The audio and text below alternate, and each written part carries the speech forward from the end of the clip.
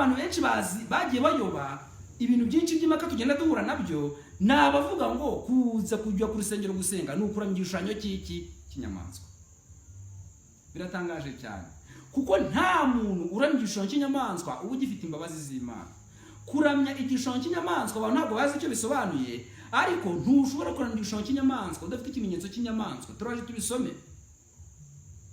Bishatse kandi gushyirwaho ikimenyetso cy'inyamaswa ubwabyo, abazashyirwaho ikimenyetso cy'inyamaswa bazaba barimbutse inshuti, n'abazaramya igishushanyo cy'inyamaswa nabo bazaba barimbutse. Reka dusome ayo magambo.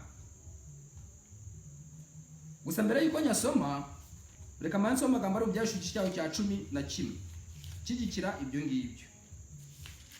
Haranditse ngo cya 14 naho haranditse ngo marika wundi wa gatatu akurikira avuga ijwi rirenga ati, umuntu naramya inyamaswa n'igishushanyo cyayo agashyirwaho ikimenyetso cyayo mu ruhanga rwe cyangwa ku kiganza.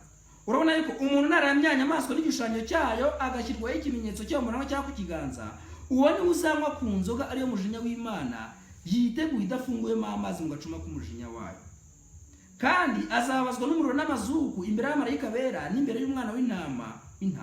Iri jambo rigaragaza ko uramya inyamaswa n'igishushanyo cyayo agashyirwaho ikimenyetso cyayo, uwo muntu aba aciriweho iteka. Uwo muntu ntabwo azabona ubugingo buhoraho.